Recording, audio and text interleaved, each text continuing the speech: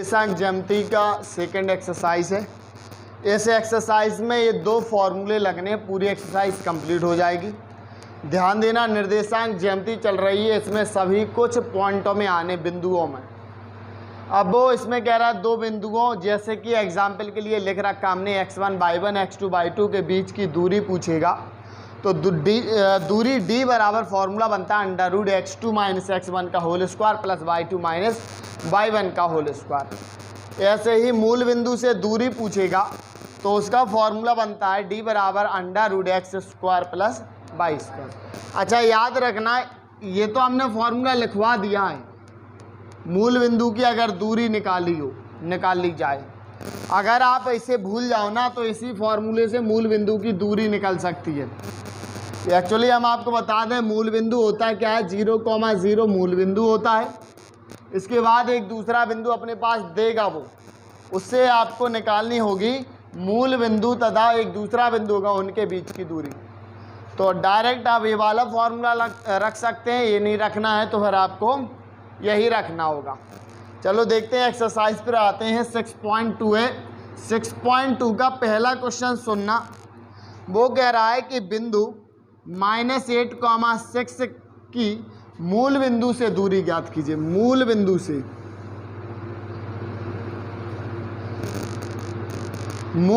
से दूरी ज्ञात करना है। मूल बिंदु वाला फॉर्मूला सीखा अपन ने, ये डायरेक्ट वैल्यू रख दो, √ इसे x मानो, इसे y, x का स्क्वायर मतलब -8 का स्क्वायर प्लस y का स्क्वायर, y मतलब 6 का स्क्वायर, √8 का स्क्वायर 64 होगा, प्लस का 6 का स्क्वायर 36। सॉल्व करोगे, दोनों प्लस कर दोगे, 100 बन जाएगा। 64 प्लस 36 100। 100 किसका होता है? 10 का।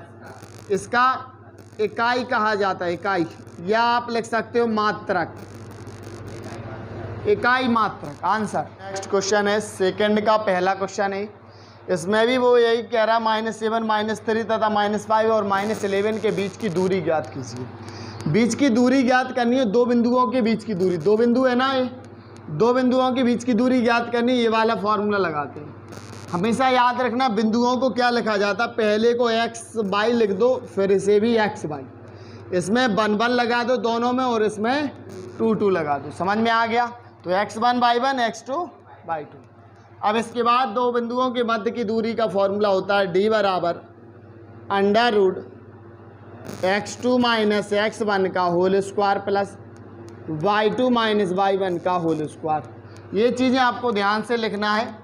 पूरा फॉर्मूला लिखा हमने, d इक्वल वैल्यू रख दे रहे हैं हम। x2 की वैल्यू है -5, सो -5। ये वाला माइनस, x1 की वैल्यू है -7, तो माइनस आएगा तो +7 हो जाएगा। स्क्वायर का स्क्वायर प्लस y2 की वैल्यू है -11, ये -y1 की वैल्यू है -3, यहाँ आएगा सो +3 हो जाएगा, होल स्क्वायर का स्क्वायर। हमने वैल्यू देख देख कर लिख दी इसमें। d बराबर √ सबको ये 7 में से 5 चला जाएगा क्योंकि प्लस माइनस है, तो 2 बचेगा और होल स्क्वायर का स्क्वायर प्लस इन दोनों को घटाएंगे तो इसमें बचेगा -8 का होल स्क्वायर, क्योंकि जो संख्या बड़ी है उसी का चिन्ह आता है। ये प्लस बड़ा था तो प्लस आए, माइनस बड़ा है तो माइनस आएगा। इसके बाद d बराबर √ के अंदर इसका होल स्क्वायर खोलेंगे, 2 का स्क्वायर 4, 8 का स्क्वायर 64, स्क्वायर से माइनस हट जाता है, ध्यान देना। d बराबर √ ये 8 हो जाएगा, 4 4 8 और 6 का 6। अब देखो, ये किसी का √ नहीं होता है, लेकिन ऐसा कुछ तो डिजिट होगा इसके अंदर जो रूट के बाहर निकलेगा। रूट के बाहर कैसे निकालते, देखना, इसका एलसीएम लेते हैं अपन लोग। एलसीएम लो इस अंदर वाले का। 2 3 जा 6, 2 4 जा 8, 2 1 जा 2, 2 7 जा 14। अब तो नहीं कटेगा, तो जिसका जोड़ा बन गया वो 2 बाहर हो जाएगा। 2 का जोड़ा बन गया तो 2 √ के बाहर, और जिसका जोड़ा नहीं बना वो √ के अंदर। जैसे 17 एकम 17, 17 का जोड़ा तो नहीं बन रहा, तो 17 रहेगा √ के अंदर। मतलब d बराबर 2 √ के बाहर और 17 √ के अंदर। इसे लिखेंगे इकाई। आंसर। ये निकालना इन दो बिंदुओं के बीच की दूरी है, तो x1 y1 x2 y2 यही डी बराबर फॉर्मूला लिखेंगे, under root x2 minus x1 का whole square plus y2 minus y1 का होल स्क्वायर। वैल्यू रखना है बस। x2 की वैल्यू है माइनस का 4, सो -4। ये माइनस x1 की वैल्यू है माइनस का 6/5, तो माइनस आएगा, ये प्लस का हो जाएगा 6/5 का होल स्क्वायर प्लस y2 की वैल्यू है माइनस का 7/5 माइनस y1 की वैल्यू है माइनस का 3, सो +3, क्योंकि माइनस माइनस प्लस हो जाते हैं। ये वाला माइनस देखो यहाँ माइनस ऑलरेडी था, ये 3 माइनस का आएगा तो वो प्लस बन जाएगा। अब इन्हें पहले भिन्न बनानी पड़ेगी, इनका फ्रैक्शन सॉल्व करना पड़ेगा, तब जाके सॉल्यूशन होगा। देखिए डी इक्वल, इसमें एलसीएम ले रहा है, 5 एलसीएम आएगा, 5 चौके 20 माइनस का 20 प्लस का 5 सेम है तो 6 का ब्रैकेट बंद का होल स्क्वायर प्लस, ऐसे इसमें कर दो, इसमें भी एलसीएम 5 आएगा, माइनस का 7 प्लस का 5 तिया 15, ऐसा। आगे देखिए डी बराबर अंडर रूट, ये दोनों प्लस माइनस के घट जाएंगे, हाँ इसका स्क्वायर तो चलेगा, ये दोनों घट जाएंगे तो कितना बचेगा, माइनस का 14 बटे 5 का होल स्क्वायर प्लस, ये दोनों घट जाएंगे, 8 बचेगा प्लस का बटे 5 का होल स्क्वायर। डी बराबर अंडर रूट, इसमें अपन को होल स्क्वायर खोलना पड़ेगा। 14 का 196 196 होता है, 5 का होता है 25, 8 का 64 और 5 का 25, स्क्वायर से ये माइनस ख़त्म हो गया, ठीक है। अब डी बराबर अंडर रूट के अंदर लासा आएगा 25, ये दोनों सेम है तो डायरेक्ट ऊपर का प्लस कर सकते हैं आप, जोड़ दो, 6 4 10 की 0 हाथ से लेके 10 6 16 6 हाथ से लेके और 1 2 260 आ गया। इसे काट देंगे, 5 से कटेगा, 5 25 5 दूनी 10 5 25, ठीक है, 5 25 एक बचा 10 हो गया, 5 दूनी 10 ये 5 25। डी बराबर अंडर रूट 52/5, इतना ही लिखा रहने दो और ये हो गया आंसर इकाई। अगर इसमें बिंदु दे रखे इनके बीच की दूरी निकालनी है, बीच की दूरी निकालने के लिए एक ही फॉर्मूला होता है, वो किसी प्रकार के बिंदुओं की बीच की दूरी निकाल सकता है। बीच की दूरी निकालने का फॉर्मूला है x2 माइनस x1 का whole square plus y2 minus y1 का होल स्क्वायर। यहाँ पर बस वैल्यू पुटअप करनी है, आंसर आ जाएगा। इसका x1 y1 x2 y2, देखो कैसे वैल्यू रखती है, समझना। डी बराबर अंडर रूट, थोड़ा यहाँ से करेंगे बड़ा जाएगा सवाल, ब्रैकेट में x2 ये माइनस का ये साइन कॉस अल्फा माइनस ए कॉस अल्फा माइनस x1 की वैल्यू ये है ए साइन अल्फा का होल स्क्वायर प्लस y2 की वैल्यू है b sine alpha minus y1 की वैल्यू है माइनस का, तो ये प्लस हो जाएगा b cos alpha. Whole square होता है तो होल स्क्वायर सब में चलेगा। डी बराबर अंडर रूट के अंदर इनका होल स्क्वायर का फॉर्मूला खुलेगा, इनका होल स्क्वायर का फॉर्मूला खुलेगा। होल स्क्वायर क्या होता है, जैसे ए माइनस बी का होल स्क्वायर तो a square plus b square minus 2ab का फॉर्मूला, वही इसमें होना है।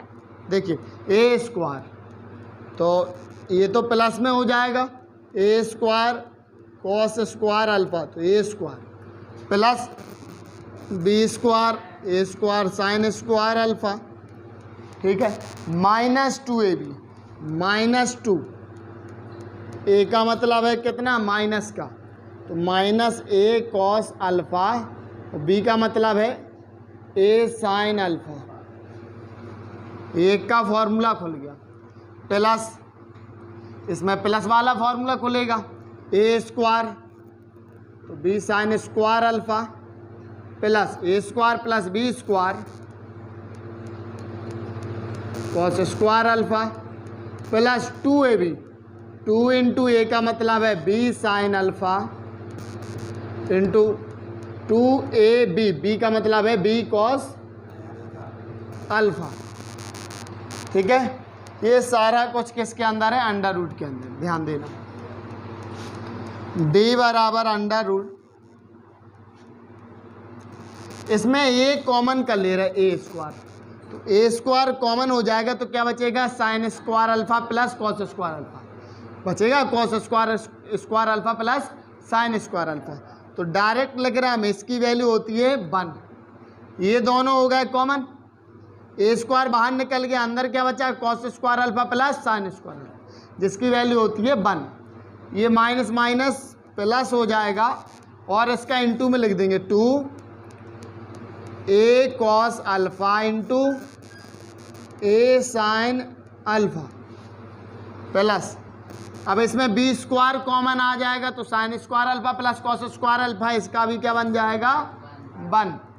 और ये चीज़ें सेम रहेंगी, प्लस लगा देंगे 2b sine alpha into b cos alpha, ऐसा आपका बचेगा ये अभी।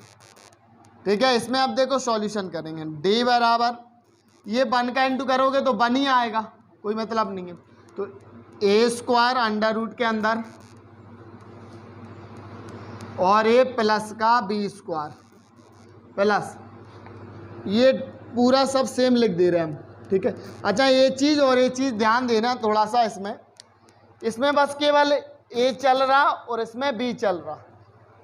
अगर इन्हें बाहर निकाल देंगे, कॉमन कर लेंगे, तो इसमें कोई ना कोई चीज़ प्लस माइनस होने के चांस हैं।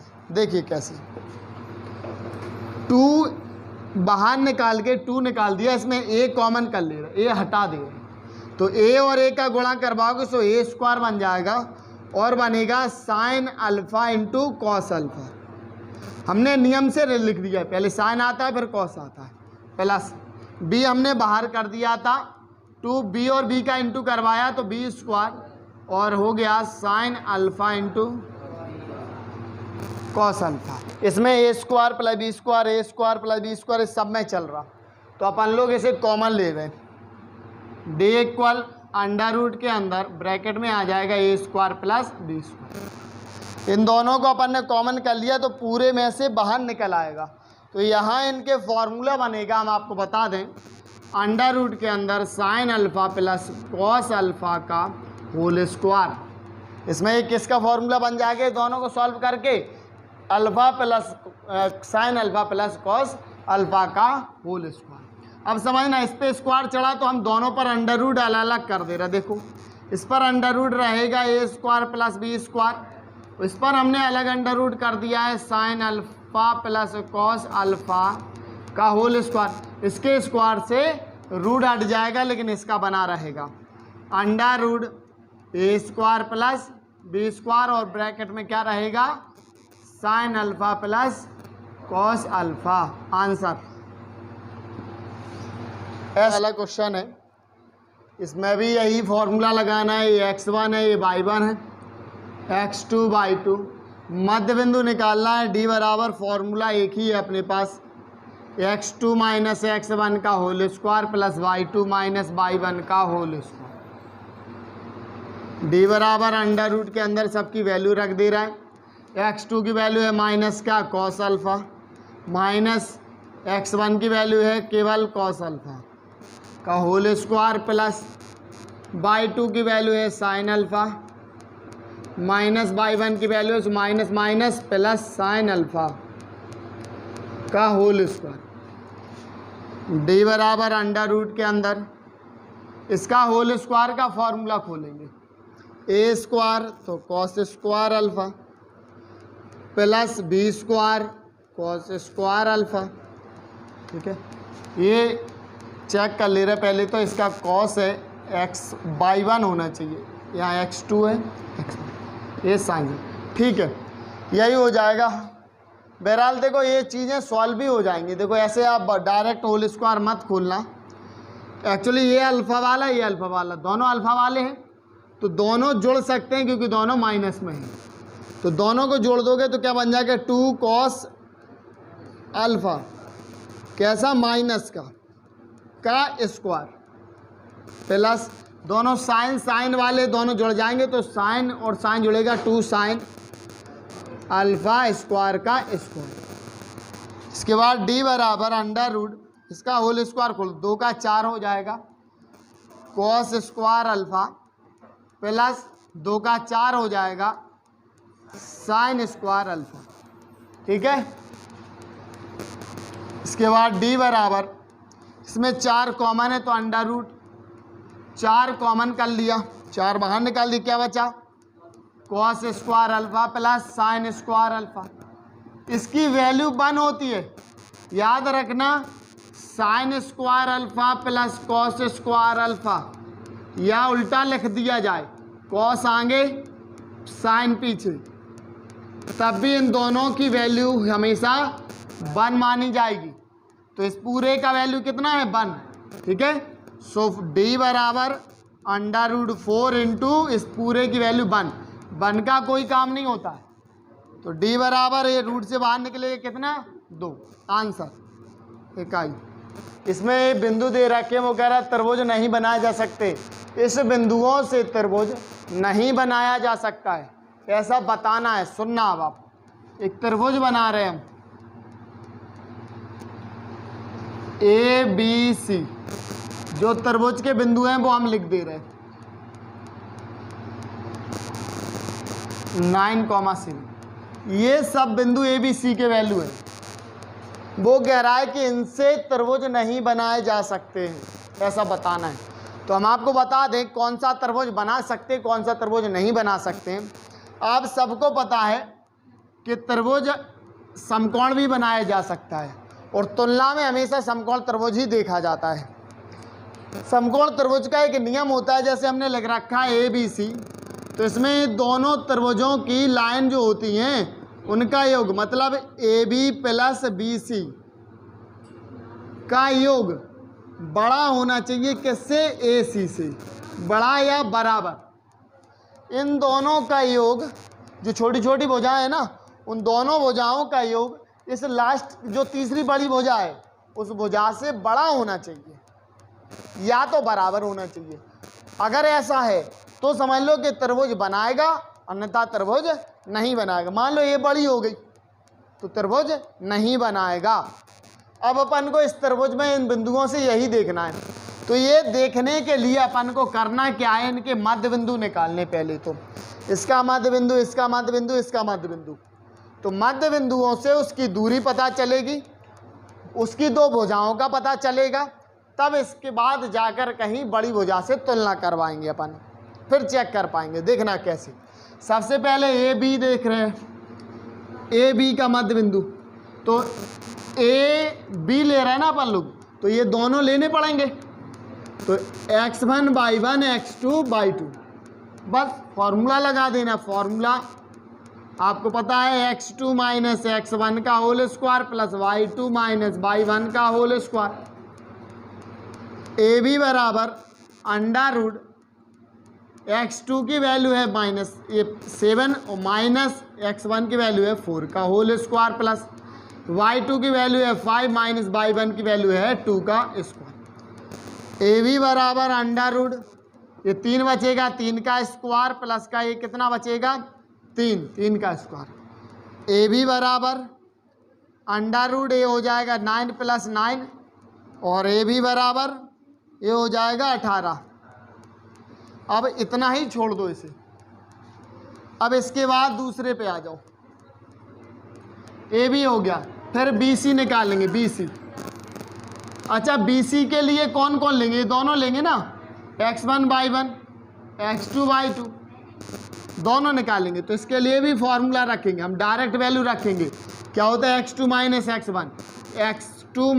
x1 का whole square plus y2 minus y1 7 है, 7 माइनस y1 5 है का स्क्वायर। बी सी चल रहा है, ध्यान देना, सॉल्व करो, यहाँ पर 2 बचेगा स्क्वायर प्लस यहाँ पर 2 बचेगा, BC बराबर यहाँ पर 4 + 4, दोनों को जोड़ दोगे आप तो बनेगा 8। एक वैल्यू ये हो गई, एक ये हो गई है। अब अपन को चाहिए CA की वैल्यू, तो CA यहाँ कर दे रहे। इसमें भी क्या चलेगा, ये दोनों में चलेगा कि नहीं चलेगा? तो यहाँ बिंदु दे देना, यहाँ x1 y1 या x2 y2, बस वैल्यू रखेंगे।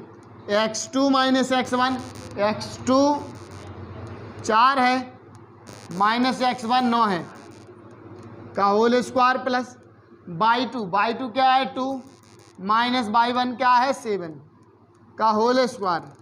CA बराबर अंडर रूट, इसका ये हो जाएगा -5 का स्क्वायर प्लस ये -5 का स्क्वायर। अब CA इक्वल अंडर रूट 25 + 25, 5 का स्क्वायर 25, 5 का स्क्वायर 25। CA बराबर जुड़ जाएगा तो कितना हो जाएगा 50। अपने पास तीनों लाइनों के मध्य बिंदु आ गए। इसमें चेक करेंगे सबसे बड़ा कौन दिख रहा है, ये 18, ये 8 है, ये 50, सबसे बड़ा 50 है। तो वो त्रिभुज तभी बन सकता है जब छोटी भुजाओं का योग इस बड़ी भुजा से बड़ा निकले। सीखा था अभी? तो कैसे? बड़ी भुजा CA इससे बड़ा या बराबर निकले, किन का योग? AB + BC का। AB + BC का योग बड़ा निकलना चाहिए या बराबर निकलना चाहिए। कैसे पता चलेगा? देखो अंडर रूट 50 ग्रेटर देन या इक्वल AB की वैल्यू है √18 प्लस इसकी वैल्यू है 8। दोनों को एक साथ अंडर रूट में लिख सकते हैं आप। 50 greater than equal 18 plus 8, under root 50 solve करो इसे।